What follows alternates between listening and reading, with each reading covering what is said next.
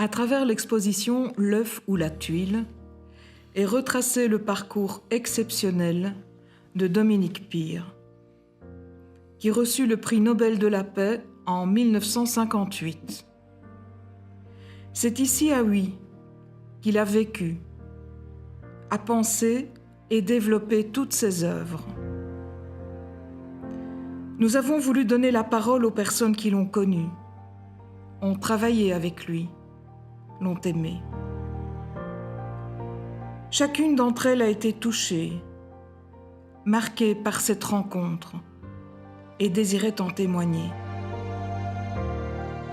Elles nous partagent leurs souvenirs et nous font découvrir cette personnalité hors du commun qui, face à la détresse de son époque, a fait preuve d'une compassion active et intelligente qui donne encore ses fruits aujourd'hui.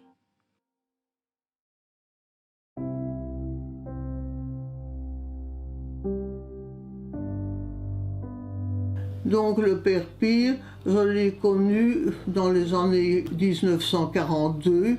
À ce moment-là, il était simple dominicain à la Sarthe. Il y avait un gros couvent là-bas. J'ai fait partie pendant la guerre d'un mouvement de scouts. C'était le père Pire qui était là, et il avait formé un groupe de guides, de cheftaines, et nous faisions des marches et des sorties avec le père Pire, et on chantait les chansons de routiers, hein, et on s'asseyait bien souvent dans les bois de Tihange et dans les alentours, et le père Pire nous parlait. Et puis nous avons fait plus tard, un peu de 42, un camp à Goyemosé, où le père Pire nous accompagnait, et nous dormions dans des granges. Et alors le père Pire, lui, logeait chez le curé du village. Et alors là-bas, on avait même organisé, et c'était même un peu dangereux pendant la guerre, un grand jeu de nuit. Et comme il y avait eu assez bien de remous avec cette histoire-là, le lendemain, on avait reçu la visite des autorités allemandes qui étaient venues voir ce qui se passait, puisque on était surveillés de tous les côtés pendant la guerre.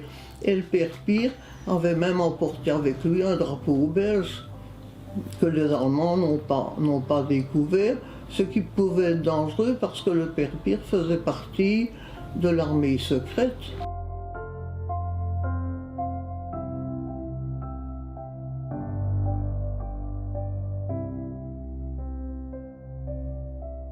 Il a commencé à aider des personnes en difficulté, disons des mamans avec des enfants et qui ne savaient plus faire leur boulot, qui ne savaient plus travailler. Il fallait que le mari perde une demi-journée parce qu'il y avait trop de gosses. Et alors, il m'avait demandé, tiens, tu n'irais pas donner un coup de main là-bas? Je dis, faire quoi, moi? Moi, des enfants à 17 ans. Hein, mais enfin, ça s'est très bien passé. J'ai commencé à remettre un peu de l'ordre dans tout, un peu nettoyer. Je me dis, qu'est-ce que je ferais d'autre? Hein, sur ce temps-là, la maman s'occupait de ses gosses. J'ai repassé un petit peu tout ça. Quand je devais me déplacer pour aller, qui me disait, tu irais bien à Tihange, tu irais bien. J'ai eu 2-3 fois Tihange. Je suis allée jusqu'au Combray, mais je dis, hé là, moi j'ai pas de véhicule. Hein. Il venait me chercher et me conduisait. Et je dis, venez me rechercher, mais pas trop tard. Hein. Mais bon.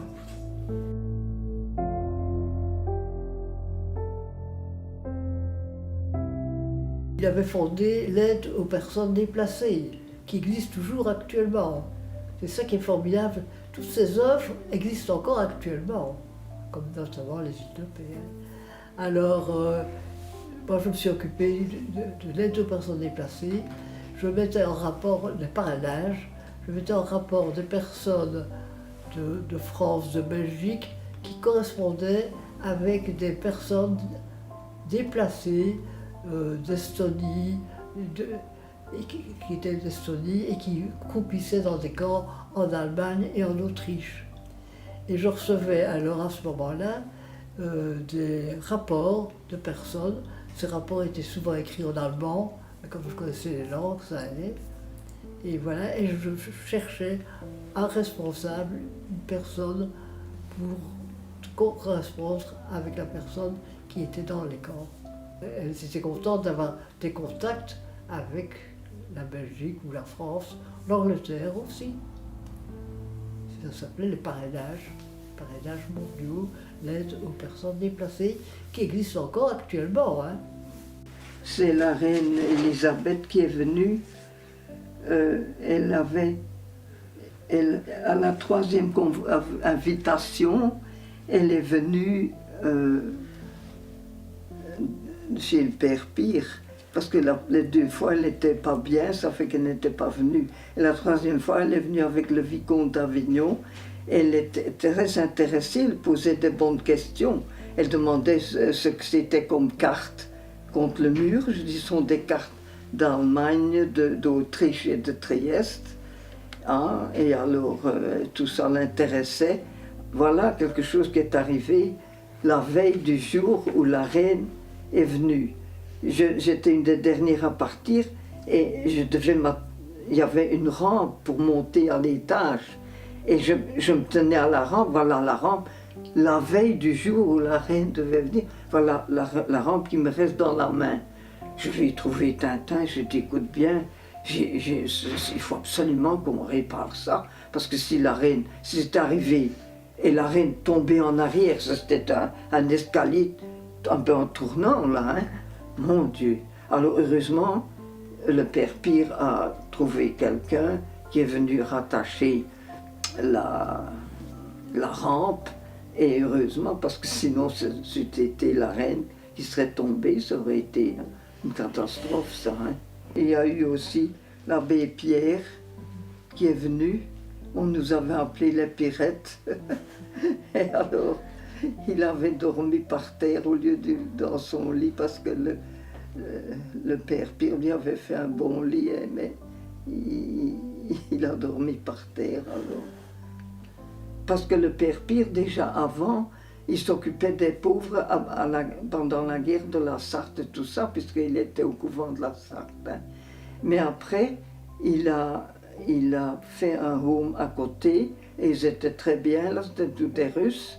Et il y avait une dame qui restait toujours devant le home, parce qu'elle attendait son fils, qui était mort, mais ne se rendait pas compte. Et alors il y avait M. Ivanov qui venait aussi chez nous pour demander du travail, des pliures de choses, de papier et tout ça. Il venait, il avait eu les pieds gelés pendant la guerre, il marchait difficilement. C'était tout des nobles quand même, je pense. Et c'était très bien tenu. Le home était très bien tenu. Oui. Quand on racontait quelque chose et qu'il avait entendu vaguement quelque chose en bas, alors il demandait pourquoi on riait. Mais des fois qu'on n'osait pas dire. Et alors on ne disait rien du tout. Et il essayait par mademoiselle Baudry de savoir ce qu'on avait dit. J'avais mis il y avait les personnes qui envoyaient des vêtements. Hein. Et alors c'était des petites jupes comme ça. Vraiment comique que personne n'aurait mis. Et j'avais mis ça sur moi comme ça. Je m'étais montrée chez mademoiselle Jolin. Hein. Et alors elle avait ri aux larmes. Hein. Alors il se demandait pourquoi on riait tant. Hein. C'était, je ne vais pas les montrer comme ça chez le père Pire quand même. Sur ma jupe avec cette petite chose. Encore moins sans ma jupe. Hein. Oh là là là là.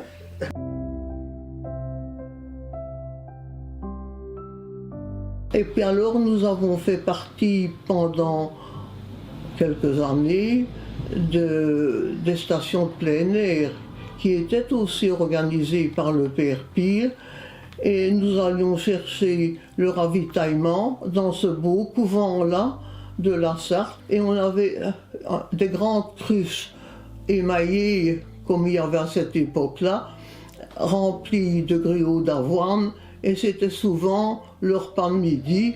Les petits-enfants se rassemblaient quand il faisait mauvais temps dans la salle des fêtes de la Sarthe et on leur servait du gruau d'avoine et nous mangions du gruau d'avoine aussi. Et le 4 heures, ils avaient une petite collation. Moi, je prenais les petites filles, ma soeur prenait les petits garçons. Et puis alors, qu'est-ce que c'est? Ah, c'était les stations plein air. Il fallait faire du recrutement pour avoir des gens qui puissent accueillir des enfants français qui venaient aux stations de plein air, mais pour les accueillir chez soi pendant un mois, pour qu'ils puissent profiter de l'air, de l'air pur et compagnie. Il fallait le mettre dans les familles, mais il fallait que les familles soient disponibles le matin pour les emmener et le soir pour les reprendre. Parce qu'on soupait avant de revenir. Alors on a pris deux. On a pris une gamine et un garçon qui venait de Cluny, qui s'appelle Simon Pitot. Ça s'est très bien passé pour le mois. Alors, bien sûr, tout le monde connaît le CEF, les œuvres du Père Pire, les stations plein air, ce qui a été sa deuxième œuvre créée, d'abord à Huy et puis à la Sarthe, sur la plaine de la Sarthe. J'y suis même allé quand j'avais peut-être 8 ans, 9 ans. J'allais aux stations plein air. C'était amusant, on montait à pied tout le chemin des Chapelles, on passait toute la journée au-dessus. On avait des petits... pas des petits gâteaux, je sais pas, des pistolets, ou des sandwichs avec du cacao chaud. Non, c'était plaisant.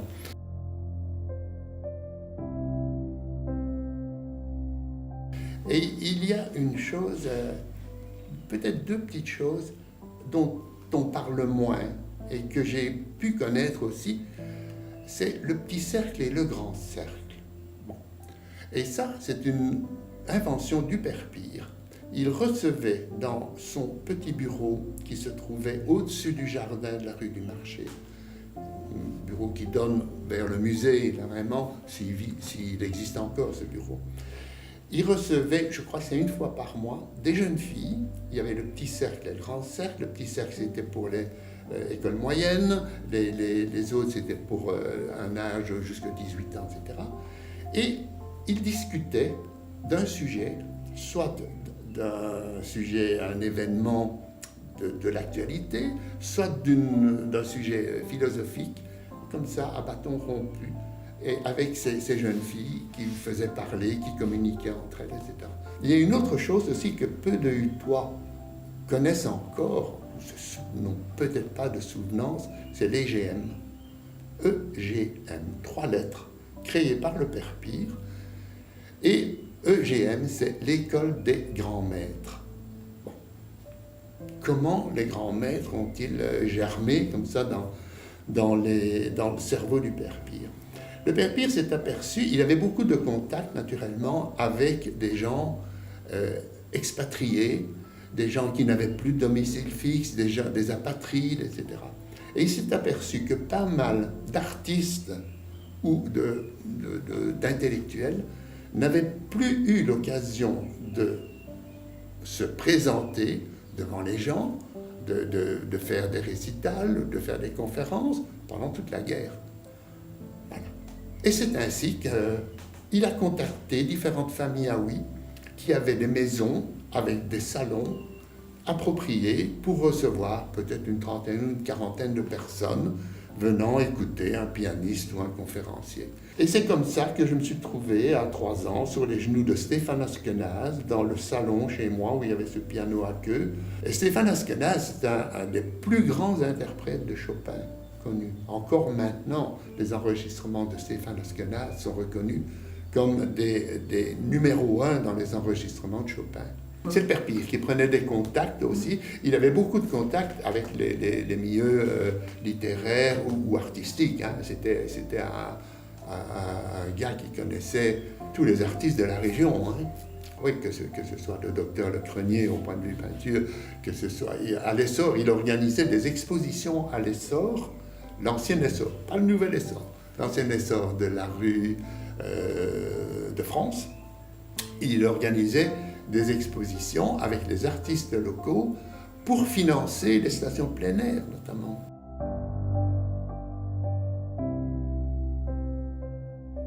Un jour, il nous a proposé d'aller voir un village qu'il avait créé. C'était quelques maisons. C'était pas où il avait mis des réfugiés, c'était à Aix-la-Chapelle. Et c'est là-bas que je me suis surtout rendu compte, que je me suis dit, mon Dieu, quel travail il peut faire. Et on a rencontré les gens qui, alors, naturellement, le père nous accompagnait, mais on voyait que il était vraiment la vedette du village parce qu'on voyait qu'ils étaient tellement contents de le voir et de le recevoir. Ils ne savaient que faire et que dire pour lui dire merci. En fait, le Cœur au Cœur, pour moi, c'était l'équipe qui s'occupait de la communication, du dialogue fraternel cher au Père Pire. 3 ou 4 fois par an, le Père Pire rédigeait un Cœur au Cœur, donc un petit journal qui était envoyé à plus de centaines de mille de correspondants, plusieurs centaines de milliers de correspondants. Le Cœur au Cœur, ça reprenait des discours du Père, il exprimait parfois ses souhaits, les administrateurs rendaient compte de la situation, je ne vais pas dire financière, mais de l'avancement de certains projets. Et ça intéressait évidemment tous les correspondants qui étaient dans les fichiers. Otto Frank, le papa d'Anne Frank, quand le père a reçu le prix Nobel de la paix, il a vu dans un journal le souhait du père de créer un village de réfugiés au nom de sa fille, au nom d'Anne Frank. De ce fait, il a pris contact avec le père Pire et il lui a alloué une somme conséquente pour qu'il puisse réaliser le village. Quand le village a été terminé, quand le village a été mis sur pied et qu'il a fallu l'inaugurer, le père Pire a pu convaincre Otto Frank de revenir pour la première fois en Allemagne. Et Otto Frank est venu donc inaugurer le village à Wuppertal en Allemagne. Et qu'a fait Otto Frank? En dessous de la pierre, de la première pierre, il a amené une petite boîte métallique dans laquelle il y avait des cendres de la terre du camp de Bergen-Belsen où Anne était décédée.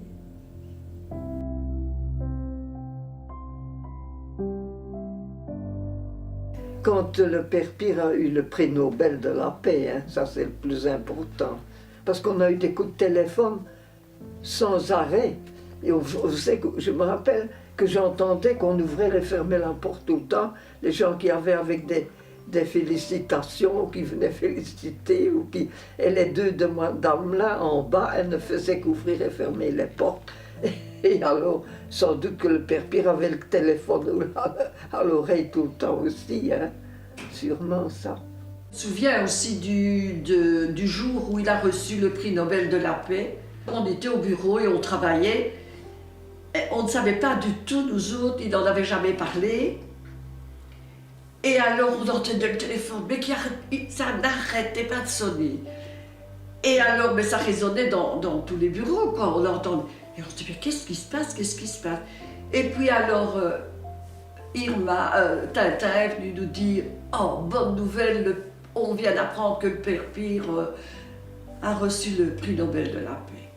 Et alors, ça a été vraiment la grosse effervescence dans le bureau, parce qu'alors il allait recevoir les journalistes, il allait recevoir un tas de monde, et il fallait absolument que tout soit prêt et qu'on puisse refaire sa vie par des stencils. C'était à ce moment-là. Ça fait on a commencé à taper.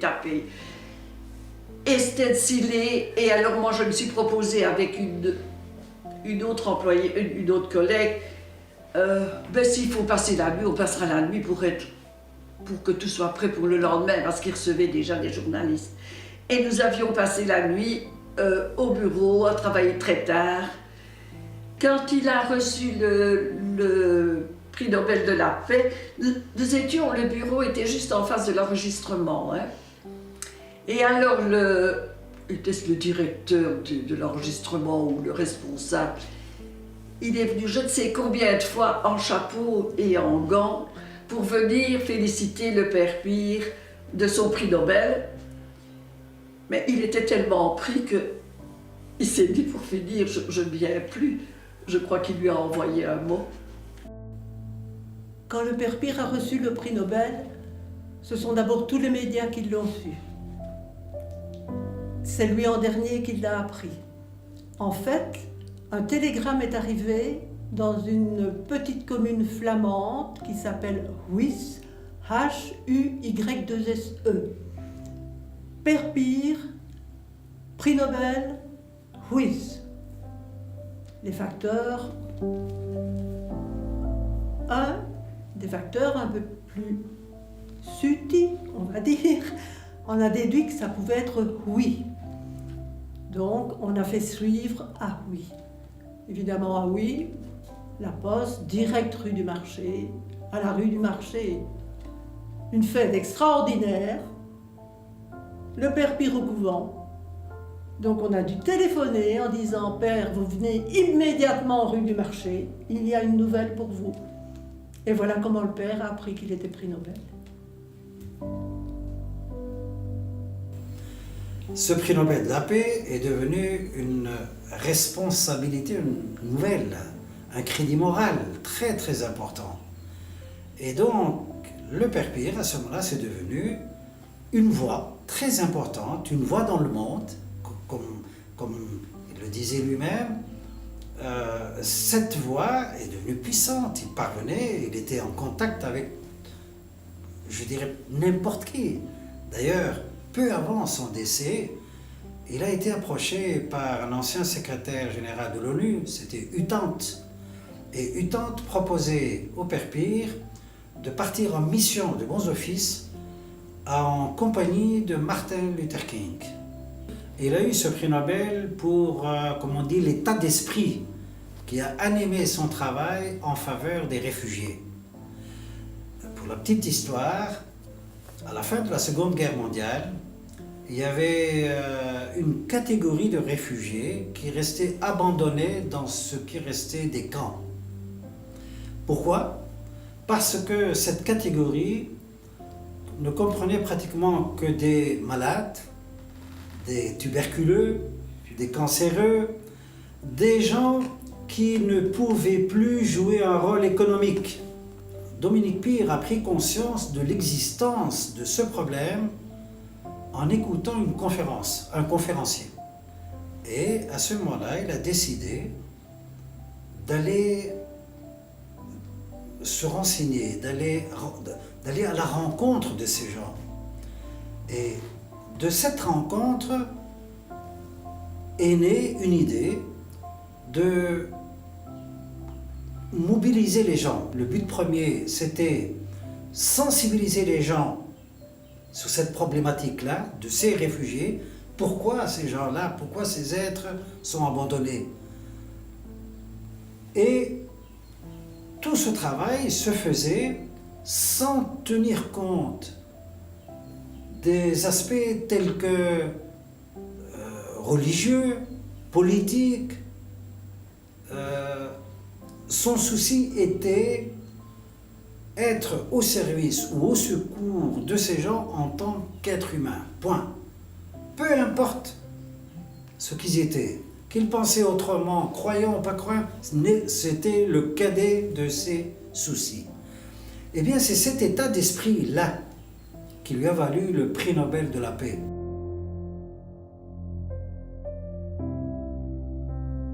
Être avec lui régulièrement, tous les jours à 4 heures, il descendait de son bureau et il nous réunissait, les secrétaires, pour prendre une tasse de café, parler. Il avait beaucoup d'humour et je dois dire qu'il m'a certainement influencé. Ça, j'en suis certaine.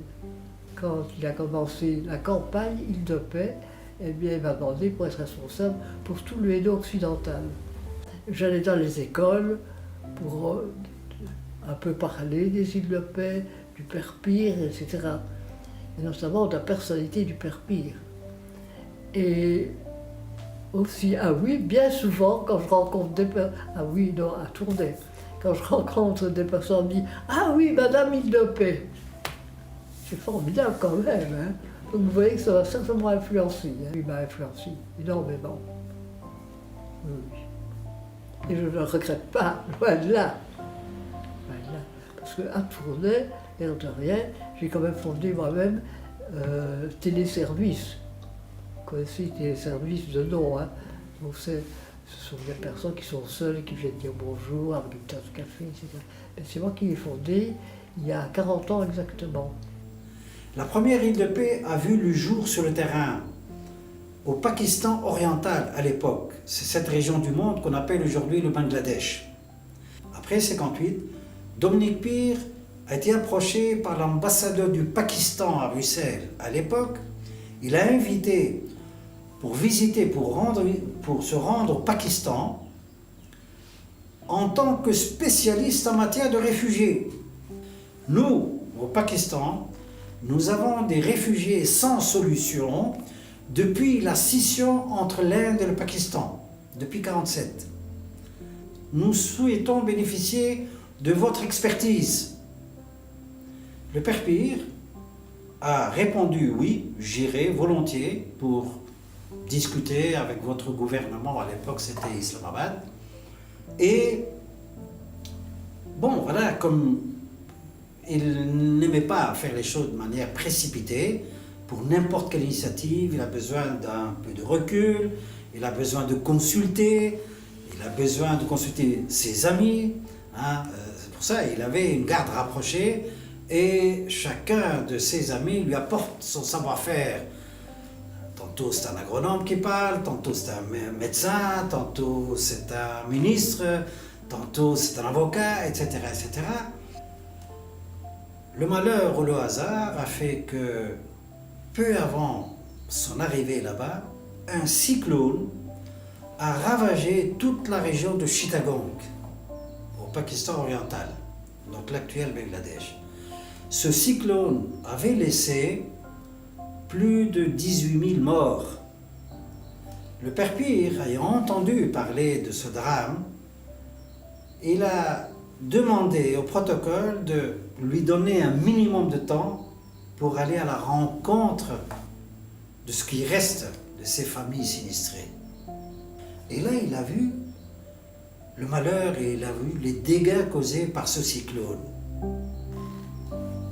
Réflexe piriste, que faire?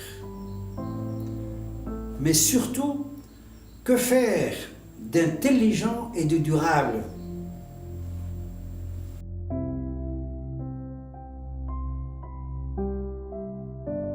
Le Père Pire, de son vivant, il s'obstinait à vouloir former des futurs ouvriers de paix, des artisans de paix et de dialogue. Et c'était le but d'ailleurs, ou un des buts de la création de l'Université de paix. Donc un de ses rêves, c'était de former une opinion publique éclairée et agissante. Il était très humble et très pragmatique. Et son souci majeur était de mobiliser les gens pour pouvoir agir ensemble, pour réussir ensemble une action utile. Son obsession était tout mettre en œuvre pour développer un monde un petit peu plus juste, un peu plus humain, un peu plus solidaire. Dominique Pire nous répétait sans cesse que son rêve, il nous disait « Mon rêve, mes amis, serait de voir tout être humain se sentir concerné et responsable par tout drame humain où qu'il se passe. »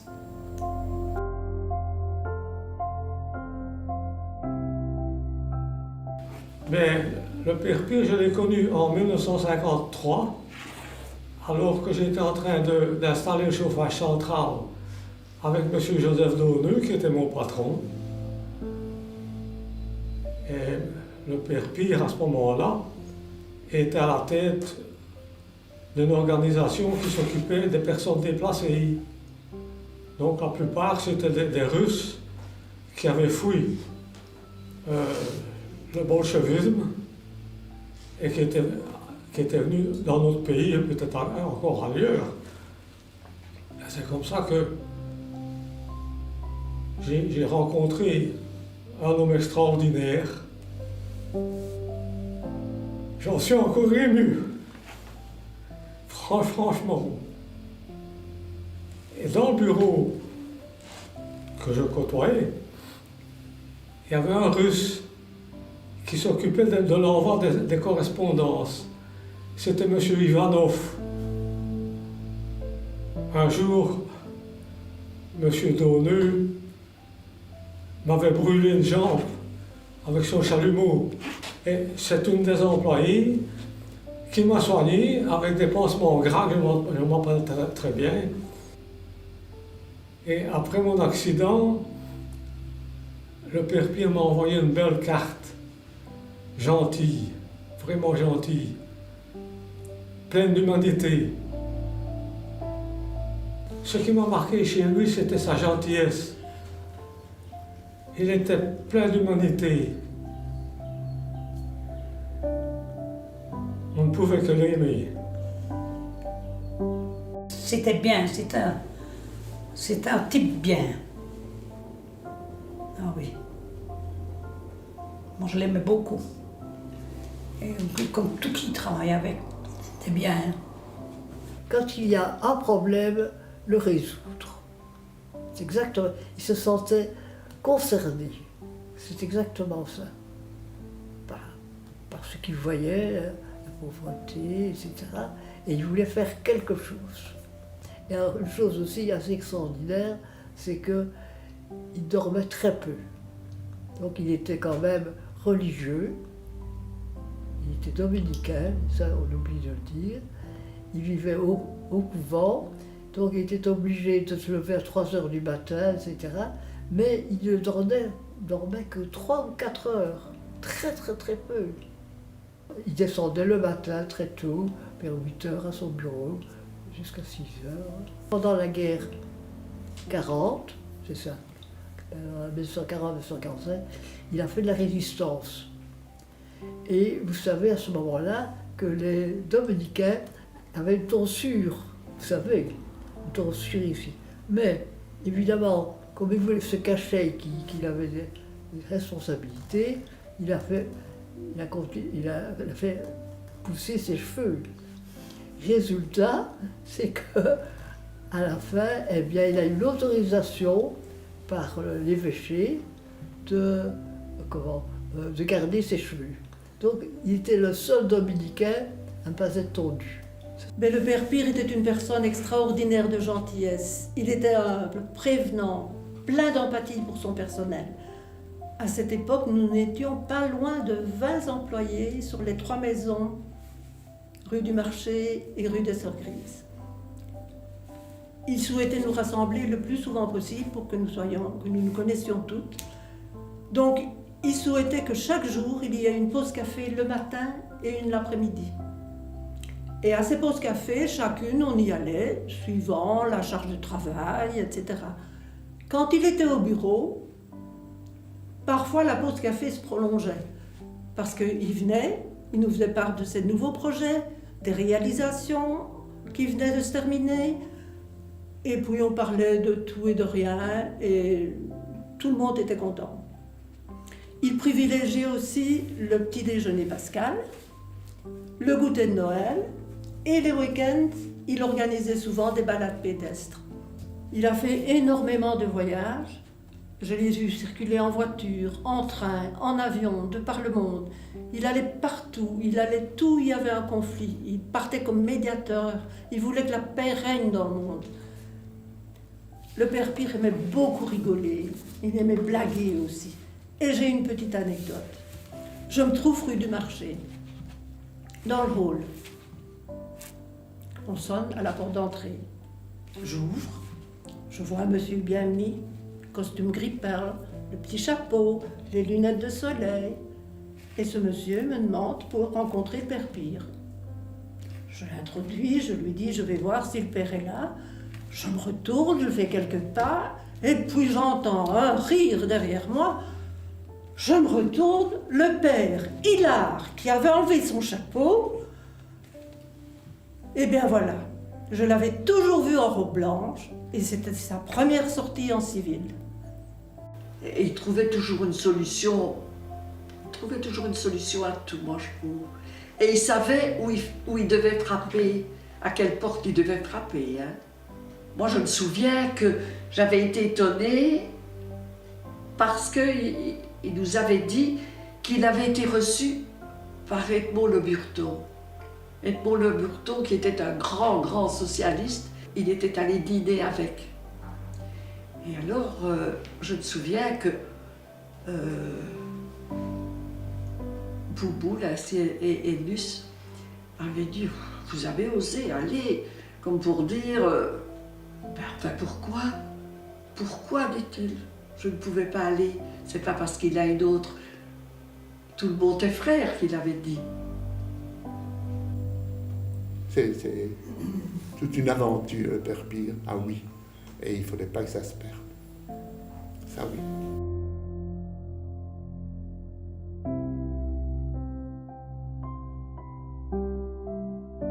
Je me souviens très bien, lors de son décès, qui était au fond en 1969 et très rapide, je me souviens d'avoir rencontré sur le pont de Huy Rodotto, est-ce qu'elle suivait le corbillard peut-être, quoi, et d'avoir demandé à Irma Jolin et André Baudry, et alors, qu'est-ce que ça va devenir sur le père Pire? Elles ont dit, nous continuons. Ça, je trouve ça formidable, parce qu'elles ont repris la chose en main. Et donc, c'est ainsi que je me suis à un moment donné lancé dans l'aventure. J'ai collaboré avec lui pratiquement jusqu'à son décès, en janvier 69. Et après son décès, j'ai, en compagnie des autres fidèles, parce que le père Pire avait aussi l'art de former des équipes autour de lui, il avait la capacité de mobiliser les gens, de les séduire et de les pousser vers l'engagement. Eh bien, à son décès, tous ceux qui l'ont approché, tous ceux qui l'ont connu, tous ceux qui l'ont aimé, ils se sont dit, plus que jamais, nous devons œuvrer davantage pour la noblesse des idées de notre ami disparu. Je crois que ces œuvres durent ou vivent encore aujourd'hui et se portent bien encore aujourd'hui, à mon avis, parce que aussi leur fondateur a vu clair. Le père Pire, c'était un visionnaire, un très grand homme d'action, un homme très pragmatique, un gestionnaire redoutable. C'est un homme qui a toujours structuré ses œuvres de manière vraiment pro. Aujourd'hui encore, on s'étonne, comment se fait-il qu'il a construit de telle façon un pétalo?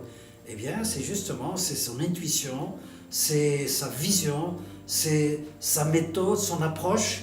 Je crois, la pertinence de l'approche qu'il a proposée reste toujours percutante. Et c'est ça, à mon avis, le secret de cette vitalité des différentes œuvres qu'il a créées.